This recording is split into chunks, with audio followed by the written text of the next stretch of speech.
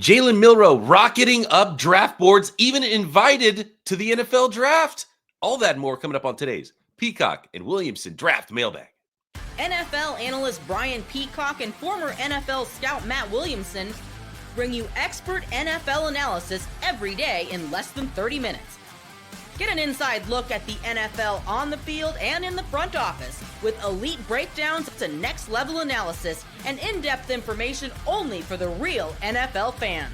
This is Peacock and Williamson, and it starts now.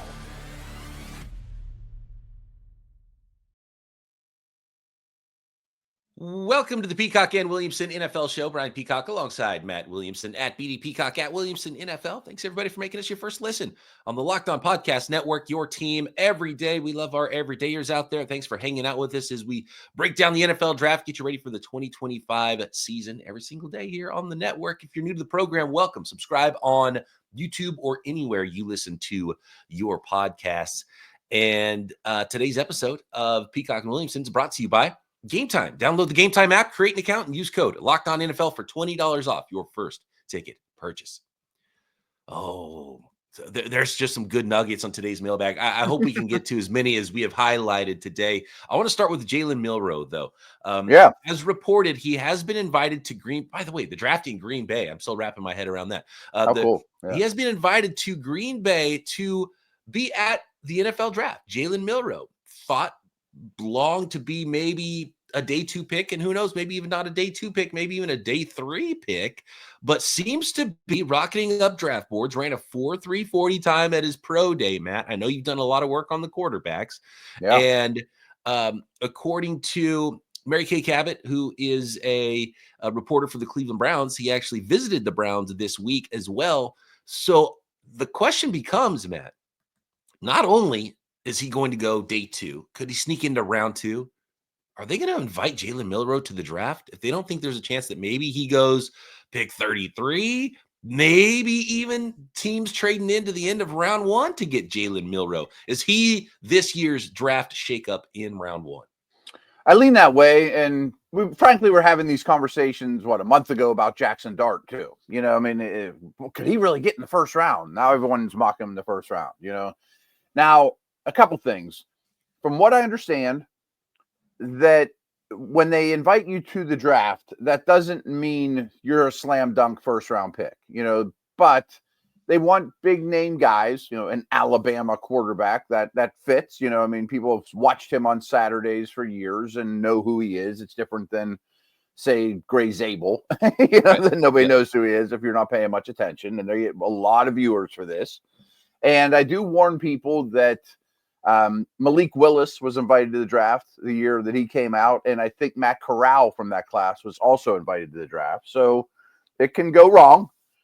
But I think what's interesting, though, is and I think this is probably true, and it's smart by these teams, the Browns and Giants are just so important right now. If they truly do go best player available and Hunter and Carter come off the board at 2 and 3, I think those teams are going to call like crazy to get Dart, Milroe, Sanders, whoever they can get, and try to get their cake and eat it too, you know? Do you go, okay, so let's say if we agree for a second, maybe we don't, it's going to be, you know, Ward 1, and then Sanders, the next guy, doesn't go in the top 3. And then there's maybe some, so there's some gap between Sanders and the next group, and maybe your favorite guy is Dart, maybe your favorite guy is Milroe, maybe it's Tyler Shuck, whoever. Those seem to be the next 3 names. Matt, do you think that those other guys are worthy of going in the first round? And then the other question is, how high up could we see the Browns pull a Houston Texans and go all the way back into the top 10 from pick 33? Because now you're talking about future first round picks. Could that be the plan for maybe the Giants or the Browns coming all the way back up from early round 2, giving up next year's first? And so they could say to themselves, look, we got the quarterback and we got our blue chipper that we couldn't pass up on at pick 2 or 3. Well, the Browns are a much more aggressive organization top down than the Giants. You know, I mean, the Giants are a little bit more of a mom and pop shop. You know, they don't have quite the finances. They don't have as many draft picks for, you know, that's, you know, rather important. How do you get there? And I also think if you're Browns ownership, you might want to reinvigorate the fan base after the Watson stink, So if I can leave this draft with the Hunter Sanders Colorado connection and maybe basically nothing else except for a couple of fill-in pieces, you may have really sold seats. And aren't they in the middle of selling a stadium too, or building a stadium? And I think so. I think that's in the works. It would be. I can see the Browns trying to get ahead of the Saints, maybe get to like 6 or something. Yeah, crazy, you'd have to get ahead of you. You for sure would have to get. And look, you're a Steelers guy, Matt. You cover this football team.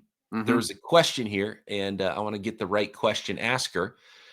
It was Michael is in town right now. He's in Pittsburgh. So Shedeur Sanders is in Pittsburgh. Michael asked the question, how does Williamson view Sanders if he was the pick at 21 compared to when the Steelers took Kenny Pickett at pick 20 a few years ago? So what is the player comparison there as far as talent?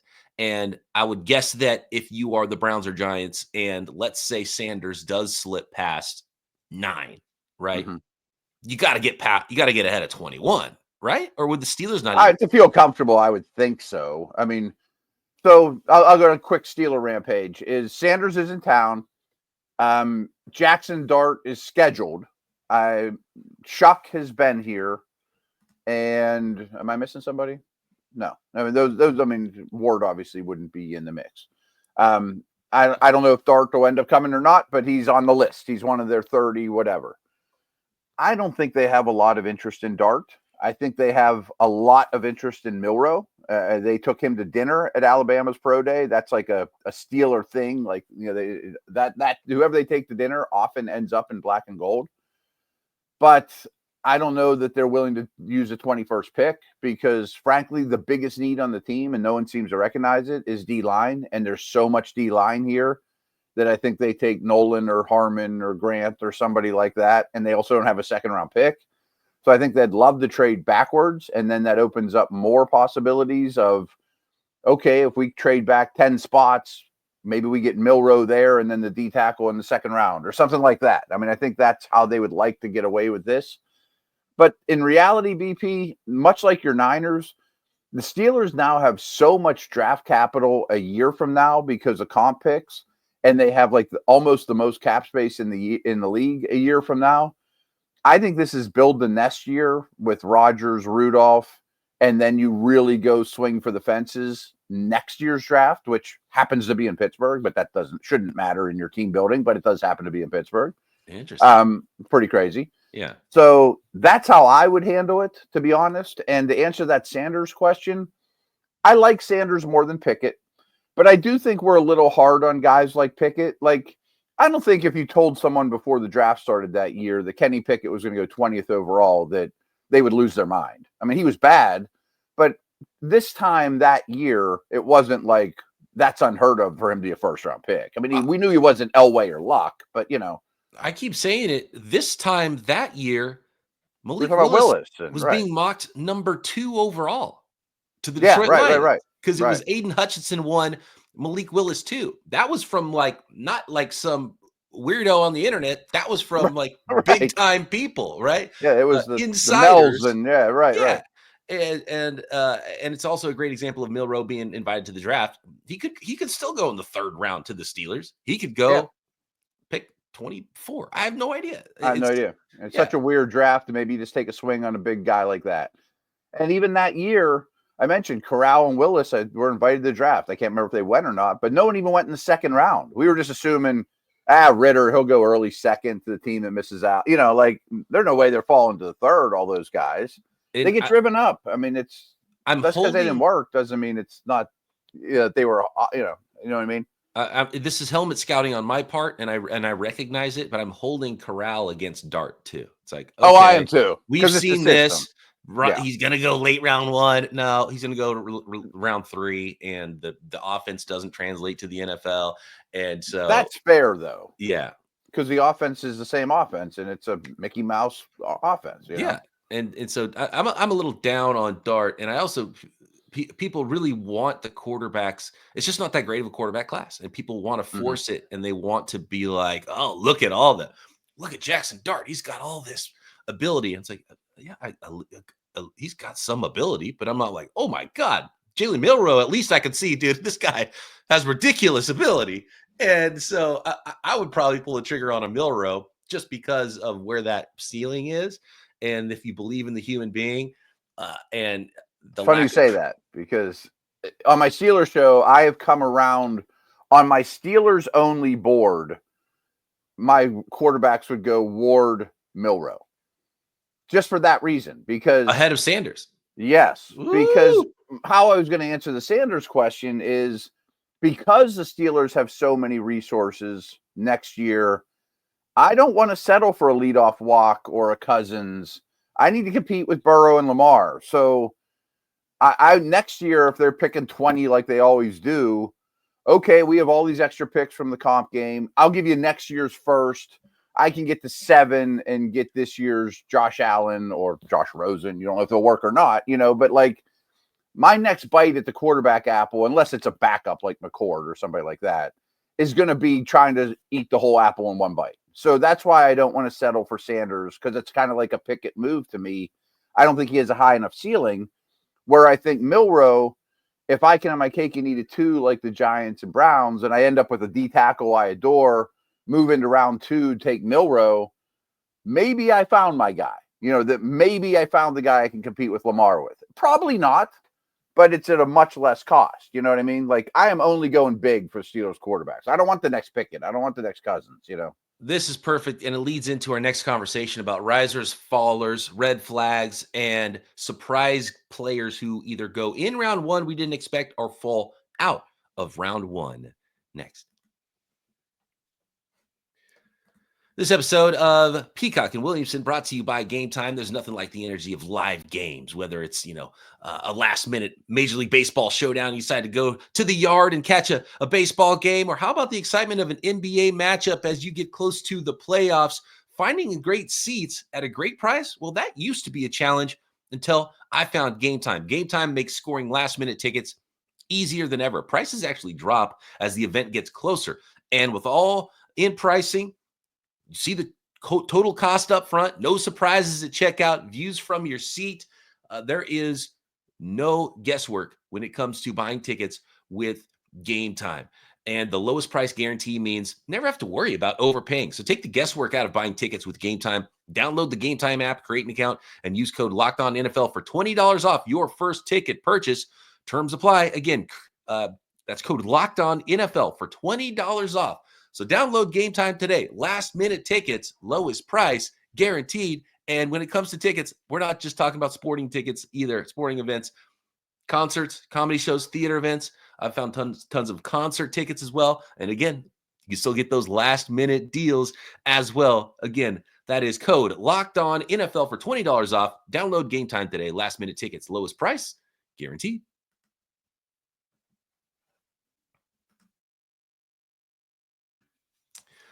So, Matt, as we get into this portion of the anonymous scout season of the NFL draft, which is a little dicey, and I don't want to get too in-depth with a lot of these because it's just when it comes to character stuff and red flags and off-field stuff, we have no idea. It's hard. Like, you know what's reported, you know what's out there. If a guy's got a rap sheet, that's public knowledge, and okay, he was there's some of that charged with this crime, right? There's not really a lot of that in this year's class. And so you just have to go with what you hear and what you know, which is not a lot known. So that makes it difficult. And I've done a lot of research because there's a lot of interesting defensive linemen in this class. And I think in the end, it's going to shake out because of certain boxes that are checked. And if you are an NFL GM, you want the most boxes checked to be more comfortable with your draft pick than not. And there's a lot of guys who didn't work out, a lot of guys that have whispers about this or that. And then some guys did everything and they're good. And I think those players are going to go higher. The Politicripple on, I think I said his name correctly, on Twitter says, whose character concerns are you less worried about, Walter Nolen or Mike Green? I would throw in a couple of more guys there because with especially James Pearce. So those are the three big ones for me as far as the defensive line class goes, Matt. So you got Walter Nolen, who's been at 5 schools in 6 years, dating back to high school, including high school, right? Yeah, with the 3 high. He's been, and this is the way I look at it with Walter Nolen. And so I'll break them down real quick, and you tell me what you think about the prospects and the players and what matters and what doesn't, Matt. Walter Nolen, I've never heard anything bad about him, but he did go to 5 schools in 6 years, 2 in college, and 3 in high school. And the way I say it with Walter Nolen is that he's been a professional since he's 15 years old and probably got some kind of money involved with whatever. He went to, like, what is it? IMG Academy or something was one of the stops. And then went to Texas A&M. And then, clearly there was some NIL stuff that he ended up at Ole Miss for a year and had his best season at Ole Miss. And he was the number 1 recruit in the country. I think he was actually ahead of Travis Hunter as the number 1 recruit. So that's what kind of recruit he was coming out of high school. Super talented. I think he's a top 15 guy all day long with his ability. But like even in the McGinn article where the anonymous scouts get talking and they sometimes say some weird stuff too, there was really nothing except for he went to all these schools and he's kind of quiet or something. But he plays hard. He's got a motor on the field. So with Walter Nolen, there's really nothing to go on except for and teams are going to bring him in probably and be like, why'd you go to 5 schools in 6 years? Right. Like, I don't know why. And maybe there is a lot there. In the country. Yeah. Jermaine Burton had this, right. And it was like, what's the specific thing about Jermaine Burton? And he ends up going. Yeah. But nobody liked him. Like everyone vouched the opposite with him. Like it wasn't hard to find detractors on him. And here's what's funny, and this is why I wanted to add James Pearce to this. James Pearce sounds more damning to me as far as the anonymous scouts go and the information you can find. Yeah, James Pearce, they said that while the team is over having workouts, he's like hanging out in his apartment. Like, he just doesn't care that much, right? And so that's a big red flag for me, more than how many schools you went to. And to be honest with you, with Walter Nolen, okay, you're quiet. Not everyone has to be a vocal leader. If you got a good locker room or whatever, are you a bad person? Or are you even more ready to be a professional than anybody else because you've been, signing contracts since you were 15 years old, right? So I could even view it as a good thing potentially with Walter Nolen. Now, maybe there's a lot more there we don't know about, and I'm sure there is with all these guys. Probably. But yeah, and Pearce is one where like doesn't hang out with his teammates. You watch him during the games, he's on the bench and he's 20 yards away from anybody. And the quote that really gets me with James Pearce was – and it was kind of a third-hand quote even then, but it was one of the anonymous scouts in the McGinn article, Matt, said that the scout asked the coaching staff at Tennessee, hey, if you guys got a job in the NFL and you all went to the NFL, would you take James Pearce with you? And they're like, no. I mean, I'm not drafting that guy. If that's really how your own, and this guy's stupidly talented, and you wouldn't even take him with you to the NFL, that's saying something. You said a lot there. I don't have much to add, but I do think there's a big difference from being different or a loner or not one of the boys in the locker room as opposed to, I hate that dude. I'd be so much happier if he wasn't here.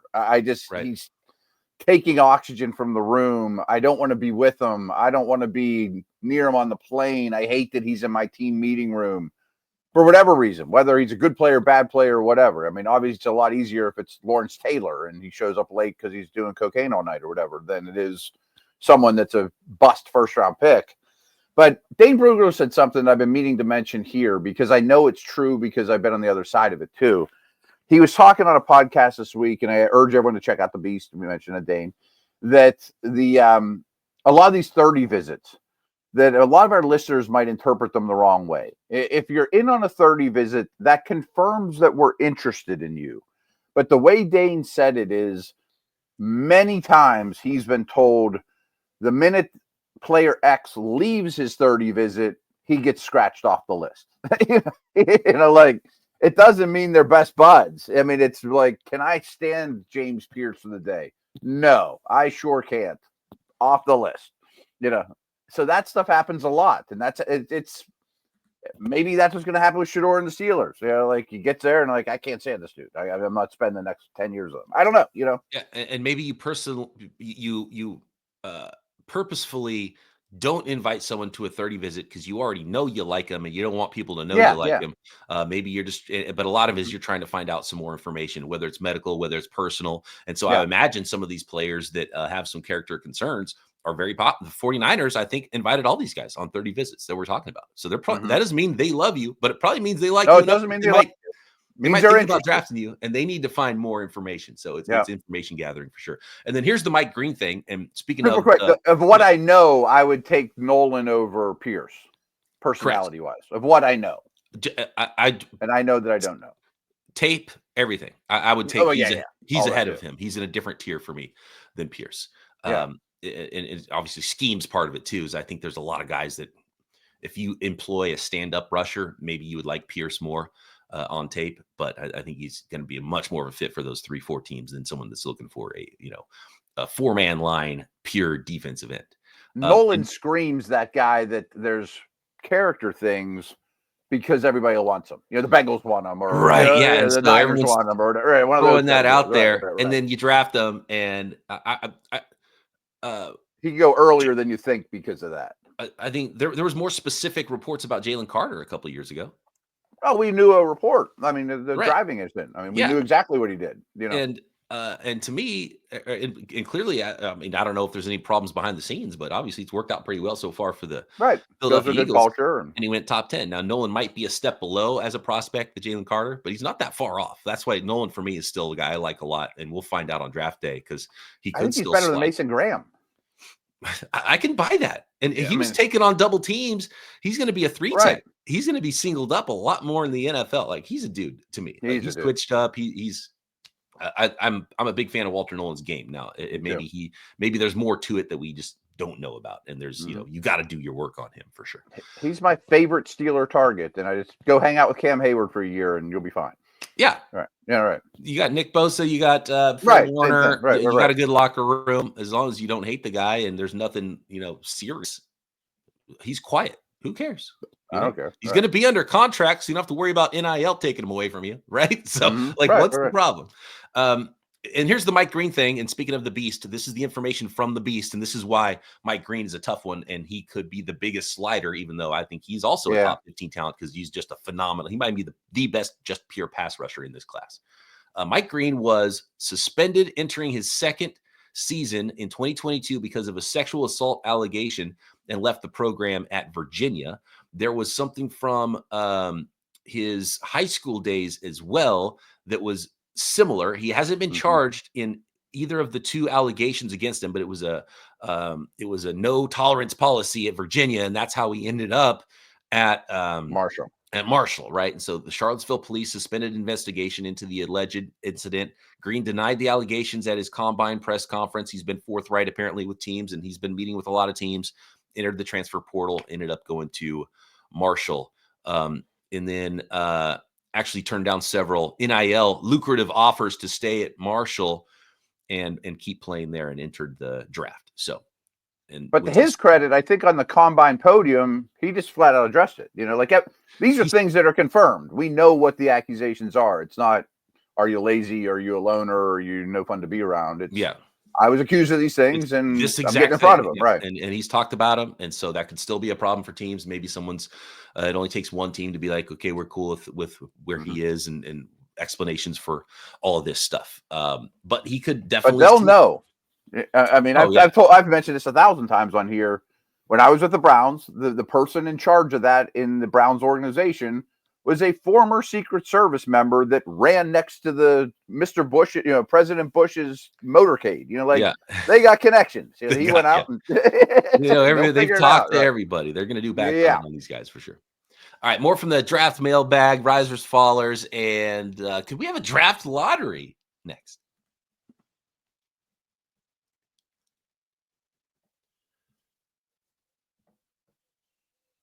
So to answer first of all, it's clear as mud on the character stuff. No idea. The medical stuff too. Yeah. Josh Simmons is another one. Josh Simmons is another guy who would be a top 15 player for me. If you're not comfortable with the knee, maybe he's not a first round player at all. And all these guys in mock drafts just kind of end up in the back half of round one because I think you don't know what to do with them. So that's where he ends up. Right. Ravel and Morrison. And, there's tons of them. So any of those guys that you see in every first round mock draft that we just talked about, whatever the red flag is, medical character, those guys could slip, right? And be the surprise fall out of round one guys. Do you have any other surprise fallers or risers that either are or are not? And this question from TJ, what player being mocked in round one will likely slip out of round one, and who is being not mocked in round one regularly that could move into round one and be a shocker there, Matt? This is probably a week-long conversation. We could probably talk about so many of these dudes because if you pull all the prominent mocks, I bet there's about 50 names that are ending up in 32 from Dane and, Lance and all these guys that do it, Mel, etc. I don't think he's going to be in round one, but Ezra Thomas from Florida State, I don't quite get the buzz. Like, he's slow and he plays slow and he doesn't even have that good of recognition skills. Like, I don't think he has any chance. And I think he's more of like a round 3, 75th overall guy. Jack Sawyer's the one that makes me insane. Like, no one's mocking him in the first round anymore. Right. But this is going to sound terrible, but if he wasn't a white dude from Ohio State, nobody would be talking about, oh, what a hustle. He makes the big play and wins the national championship. He's a hustle guy. He gives it everything he got. If you watch every play of Ohio State, he takes all kinds of plays off, and he's not a very good athlete. Not a good athlete. Yeah, I was very disappointed. If he was at Marshall, nobody would be talking about this guy. If he was at Marshall, I was super disappointed when I put on the Jack Sawyer tape. And look, if you said, "Hey, who has more NFL sacks, Shamar Stewart or Jack Sawyer?" I still might take Jack Sawyer. And he's a good one to bring up. At the same time, those are two guys like Shamar Stewart and Michael Williams. Those are the two names for me. They're already in the first round, but like, don't be surprised when NFL people are like, well, I want 6'5", 270 pounds that doesn't have character concerns. And we'll teach him some pass rush moves. So when Shamar Stewart and Michael Williams go top 10 and Mike Green and Walter Nolen and James Pearce fall out of the first round, you shouldn't be shocked. That's what I'll say. Could add up. Yeah. Another one that doesn't quite add up to me. Like, I understand that he is super high character, team captain, Tyler Booker from Bama, and his tape is certainly way better than his workouts, but he's just a bad athlete. I mean, he can't run outside zone. I mean, he is an old school throwback guard. His 10-yard split was like 2/10 worse than anybody else. I mean, like, there's no explosion. It's just a big, heavy-handed hammer guard. I mean, like, he's Osiris Torrance to me. That's a day 2 guy. I've got a few names in we already mentioned Jalen Milroe would be one that was like hasn't been in first round mocks and all of a sudden it's like, oh, we're hearing like, and we'll probably get that. Oh, night before the draft. Oh man, whatever his Vegas over under is, I would go earlier. Yes, under. Yeah. Just because there's traits, right? And you mentioned Ezra Thomas, and it's like you just 4'6" guys aren't going to corners specifically aren't going to get drafted in the first round. It's not going to happen. 4'6" is pro day too, I think. Right. I mean, he didn't run and then try to run fat, even 4.58. Like, it's not going to happen. Maxwell Hairston, on the other hand, ran 4.2s at the combine or whatever it was. He could sneak in there. I've already seen him in some first round mocks. I think Carson Schlesinger out of UCLA, the linebacker, shouldn't be a shocker if he's in the first round. And I will say this about Tyleik Williams out of Ohio State. If you want to improve your run defense, no single player in the entire NFL draft could help you more than Tyleik Williams, defensive tackle, nose tackle out of Ohio State. I also think there might be more pass rush ahead for that guy. He's got some twitchiness to him, right? So he's not just an anchor stump Linval Joseph dude. Yeah. I mean, and if you said you liked him more than Kenneth Grant, I would not fight you. I would understand. I mean, I know exactly what Williams is going to do day 1, to your point, and there might be more there. Jalen Milroe, Iowa State wide receiver. I'll throw him in the mix as a player who's not getting talked about, but everyone kind of loves him in a Ricky Pearsall kind of way. Does he sneak into the very end of round 1? Probably not super likely. Maybe Travion Henderson, running back. I've seen him in a couple of mocks. I was going to mention him, and how about this one? Donovan Jackson. I've seen him in some first round mocks as well. He's barely inside the top 50 for Dane Brugler.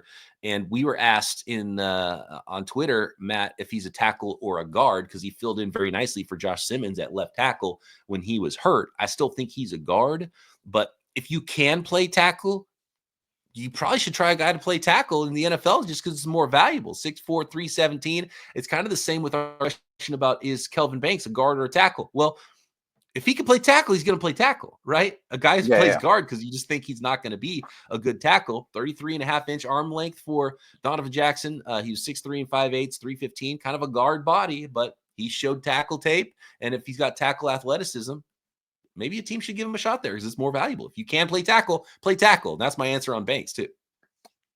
I think Banks has a much better chance to stick a tackle than Jackson. And that's not going out on much of a limb. Right. I think Jackson should go ahead of Booker, as first guard off the board. If you're like Seattle trying to run that new system that they're, I need a movement guy. I keep coming back to the Chiefs with Jackson because of Tooney, who's the perfect example of he played left tackle in the league, in the Super Bowl, in the playoffs. They reached the Super Bowl. He wasn't, but he really shouldn't. If he goes against Sweat, or someone that has vines for arms, I don't think Jackson moves like a tackle. I give him credit that, hey, he can get, I'm sure teams will look at it and be like, well, if our left tackle gets hurt, we can shift him over and get out of that game or start a game or something like that. But nobody's paying Tooney to be a tackle. And I think that's what Jackson will be. And I'm not saying he's even be as good as Tooney. I mean, Tooney's one of the best guards in recent memory, but I think he's a guard that in a pinch could play tackle.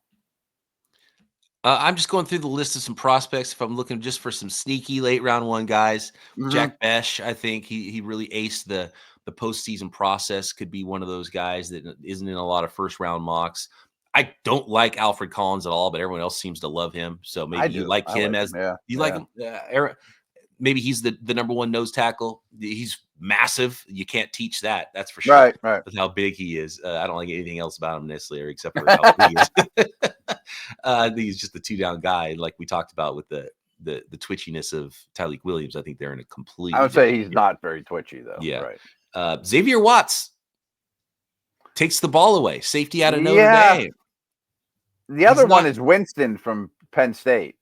Those two safeties are pretty interesting. And Winston's a little more height, weight, speed than Watts too. And right. He just got hurt in week 1. But he could actually be safety 1 if he had a big year. Like he's really, really good. And no one's talking about him. These two guys are back-to-back 82 and 83. Kevin Winston Jr., Penn State safety, height, weight, speed, 6'2", 213. A team could really like him at the end of round 1. And what about Harold Fannin, who had 1,500 receiving yards at tight end, a move tight end? Way too high for me, but the name that could shock some people. Yeah. There definitely will be very mixed views on Fannin. And it only takes one, to your point, Right. And I'm not saying I don't think you're implying that or predicting any of these guys are going to go on Thursday night. These are shockers. Yeah. I mean, shockers. Right. Yeah. I mean, but they could go 50 overall and I'd be shocked. Another one that even has maybe a wider gap of where he could go. How about Charles Grant out of William and Mary? He's got first round offensive tackle traits, but he's been hurt. Hasn't been able to work out. Don't get me started, BP. Hasn't been able to tape. I've got him. He will be in every one of my 49ers mock drafts at pick 75, though. But I get yelled at every day because every mock draft I put out, I have him, the Steelers taking him in the 3rd round. Quit taking Grant. It's like, how do you get a first round offensive tackle outside of the first round? Well, Charles Grant from William and Mary is how you do it. Yeah. That's exactly it. I mean, his traits are phenomenal. I was just looking on Pro Football Focus yesterday. He was voted their best outside zone blocker in this draft. Mike Tomlin went to William and Mary. Oh, there you go. This is so easy for me, Sorry, Matt. No 2nd round pick. Niners are taking 75. Can't get him. Can't get him in round 3 for the Steelers, unfortunately. Real quick. That guy could go 40, though, and I'd be like, I get it. I could see this being a groundswell really quick. Last question was about the lottery. Could we see a draft lottery? And would you want a draft lottery?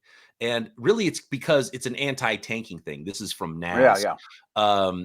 Do you ever foresee an NFL draft doing a lottery? And let's say that, and I always bring up Arch Manning is the next big name. What if a bunch of teams start tanking for Arch Manning? The March for Arch, as it is called already. And we haven't seen the guy play college football. I don't even know if he's good yet. But if he's fast Peyton Manning, Manning, I would recommend that some teams lose all their games to go get that. Right? Yeah. It would have to be some obvious tanking happening for this to happen, but I'm not against a lottery. I have 2 thoughts on it. One is if tanking becomes so obvious, the league will do something like this. Mm-hmm. And how many eyeballs would watch the lottery? I mean, this league is so good at marketing themselves. If they could create another night where a gazillion people watch the balls bounce around and then you pull the final one, man. The NFL draft lottery would get more eyeballs on TV than an NBA finals game. I want to say Game 7 of the NHL Finals wouldn't even come close. No, not even close. It Even would if it get was more New eyeballs York or than Chicago, right? Yeah, it would get more eyeballs than Game 2 of the World Series. Yes. Yeah. Right. I mean, I guess add one more massive event. Do it in some boring time before free agency starts or whatever. You know. Push the draft back another month. Let us go through all this stuff so for we time. We can be even harder on these guys. Yeah, poke more holes in them. That's where I'm at. I poke holes. I don't like any prospects anymore because there's too many holes to poke. Walter Nolen got detention in 4th grade because, right. Although I did go back through, and I think the guys that have I've come back around on, not that I think that they're locks or anything, but when you go back through and then you have all the red flags and then you go back and you're like, okay, well, Shamar Stewart is so stupidly explosive and he's 6'5", 270. Mm-hmm. I get why you would hope that you could teach him how to finish. You know what I mean? Michael Williams is like 20 years old and he has all the physical ability that you could want, and he's playing out of position on a high ankle sprain. You could really start to talk yourself into some of these guys because it's pretty easy to poke holes in the rest of them too, even if they have better tape. Yep, and a lot of it just depends on if it's a team where the coaches have more power than other teams. Yeah, and D-line coach says, "Give me him." Yeah, I'm the best D-line coach in the world. Yeah, I'm the guy to get it out of him. Look at that first step. I can teach him how to finish. All right. Thanks for all the questions. Thanks everybody for making us your first listen. Make sure you subscribe on YouTube and everywhere you get your podcast. Matt and I back tomorrow right here. Peacock and Williamson.